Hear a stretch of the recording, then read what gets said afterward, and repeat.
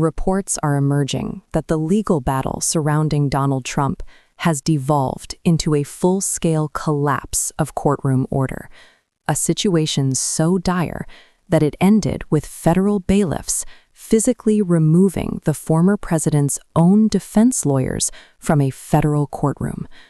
This wasn't a routine dispute or a heated exchange. This was a profound professional failure that signals something has gone fundamentally wrong with the defense's tactical and ethical approach. What set this off? It began when Judge Sarah Martinez refused for the fourth time to admit evidence that had already been ruled inadmissible. Instead of accepting the ruling, Trump's lead attorneys, Todd Blackburn and Jennifer Walsh, reportedly began shouting at the bench.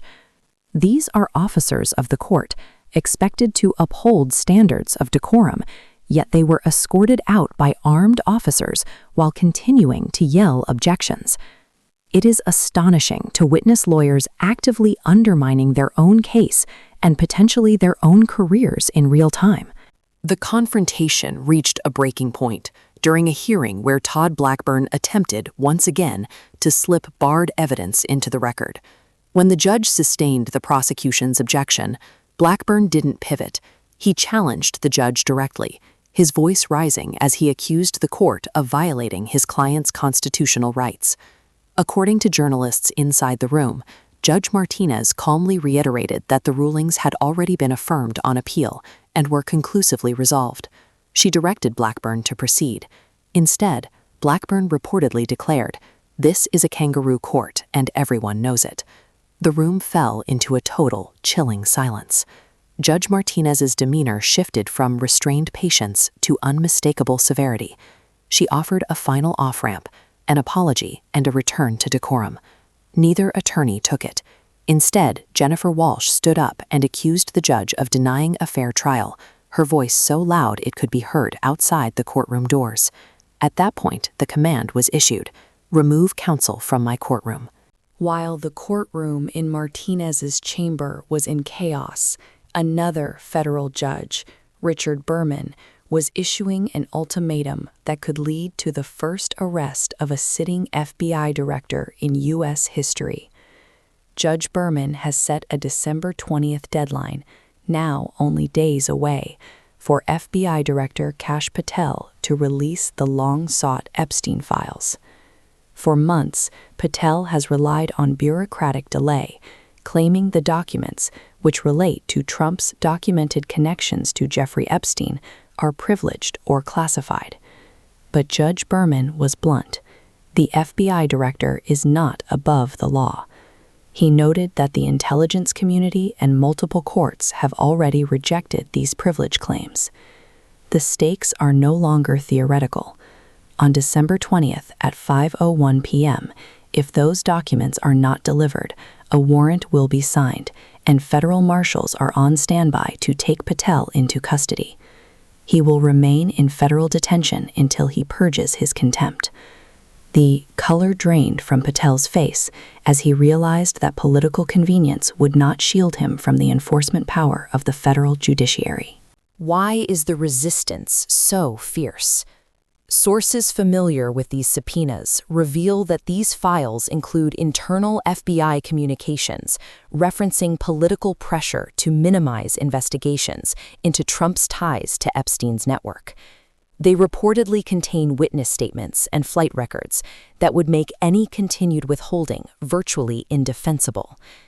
Patel has reportedly blocked documents showing that FBI agents recommended a criminal investigation into Trump's connections to Epstein's trafficking operation, a recommendation that was allegedly overruled by Trump appointees. This isn't just a document dispute. It's a battle over evidence of potential criminal obstruction. As the defense team was being dragged out of lower courts, the U.S. Supreme Court delivered a crushing blow to Trump's overarching legal strategy. In a short, unsigned order, the justices flatly rejected a request to stay trial proceedings. The court's language was a rare reprimand, stating that the application raised no significant legal issue and that Trump had failed to show any realistic chance of prevailing on appeal. The message was clear: stop stalling and show up for trial. The justices ruled in less than 48 hours, without even asking for a prosecution response, a signal that the filing was viewed as utterly lacking in merit. Within 3 hours of that Supreme Court ruling, the defense collapsed from within.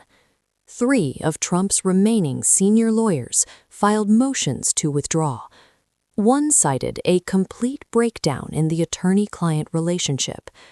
Another stated it was impossible to continue advancing the arguments demanded by the client, a phrase that legal analysts say implies being pushed toward unethical or baseless positions. The most alarming withdrawal came from the lawyer overseeing the entire strategy, who cited a newly discovered conflict of interest that could not be waived. Ethics experts note that this often means the attorney has become a potential witness against their own client, or has been implicated in the client's conduct. This is not an isolated incident. It is a pattern of professional ruin. We've seen it with Rudy Giuliani, whose law license was suspended after making unsubstantiated claims. We saw it with Sidney Powell, who pleaded guilty in Georgia after pushing extreme conspiracy theories. And we see it with John Eastman, whose decades-long career as a constitutional professor ended in disbarment and criminal indictment. Now, Blackburn and Walsh appear poised to join this roster of ruin. Trump consistently surrounds himself with lawyers willing to cross ethical boundaries. But when the lines are crossed, it is the attorneys who pay the price through sanctions and disbarment, while Trump simply moves on to the next person willing to sacrifice their reputation. Trump is now trapped in a dilemma of his own making. If he keeps the lawyers who were just ejected, he endorses a strategy that guarantees further fiascos. If he replaces them, he starts fresh with a team unfamiliar with the cases, if he can find anyone willing to take the job.